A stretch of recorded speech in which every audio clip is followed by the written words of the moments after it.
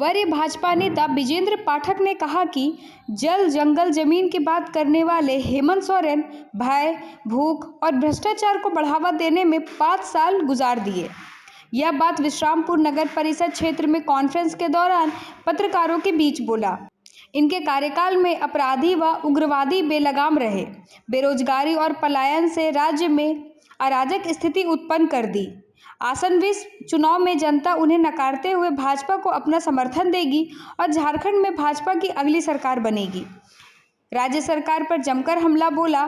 कहा कि राज्य में भ्रष्टाचार का यह आलम है कि मुख्यमंत्री हेमंत सोरेन सहित इनके कई अधिकारी जेल चले गए।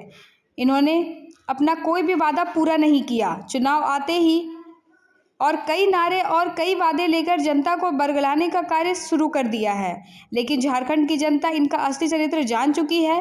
अब किसी बहकावे में नहीं आने वाली। मौके पर भाजपा के पूर्व गढ़वा जिलाध्यक्ष विनोद तिवारी, रविंद्रनाथ उपाध्याय, पंकज कुमार लाल सहित कई भाजपा नेता मौजूद थे। अब तक की जब से झारखंड बना था तब से अब तक की सबसे फेवरेबल सरकार जो है ये साबित हुई है।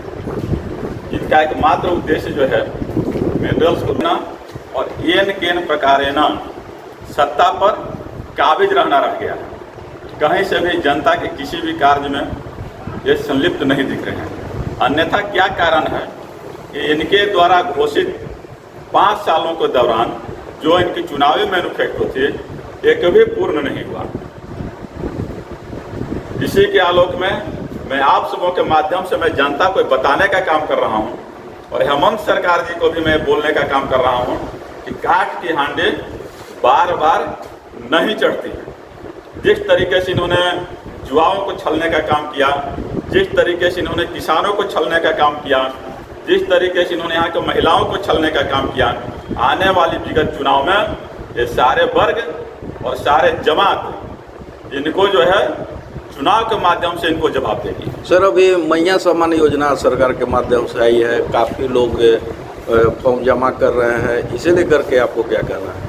देखिए, मैया सम्मान योजना ये एक तरह की झुंझुना है। जब 5 सालों के दौरान जब बेरोजगार लोगों के साथ ये जो है घोषणा किए थे कि जो ग्रेजुएट है उनको 5,000 और पोस्ट ग्रेजुएट है उनको 7,000 देने का काम करेंगे, एक भी बेरोजगार लोगों को देने का काम किए क्या? और मैया सम्मान योजना का फॉर्म का डेट 15 तक जो बढ़ाया गया है अभी पूर्ण नहीं हुआ और उन्होंने एक नया घोषणा कर दिया कि जब हमारी अगली सरकार बनेगी तो फिर हम भी खटाखट 1 लाख देंगे। जब लोकसभा में इनके गठबंधन की सरकार, राहुल की सरकार, राहुल गांधी, ये लोग सारे लोग मिल करके जब घोषणा किए कि 8,500 रुपये खटाखट देंगे, ये चुनावी जुमला साबित हुआ। और इसी को पुनः हेमंत जी कह रहे हैं कि अगली सरकार जब हमारी बनेगी सर, तो हम 1 लाख देंगे। सर, प्रदेश का दायित्व तो यहाँ तो मुख्यमंत्री जी का बनता है पूरे प्रदेश को संचालित करने के लिए, लेकिन विधानसभा के दायित्व तो विधायक की बनती है। आपके यहाँ विगत 10 वर्षों से आप विश्रामपुर विधानसभा में कॉन्फ्रेंस हो रही है, यहाँ के विकास को लेकर के बोलिए, आपकी भारतीय जनता पार्टी क्या विकास की? देखिए, 5 सालों में तो हेमंत की सरकार रही है। यदि हमारे पार्टी के यहाँ का विधायक हैं वे कुछ काम करना भी चाहते हैं तो वहाँ से हेमंत की सरकार अड़ंगा पैदा कर देती है। कई तरह का जो है यहाँ से स्कीम भेजा गया, रोड का, पुल पुलिया का, जिसकी प्रशासनिक स्वीकृति अभी तक नहीं दी गई।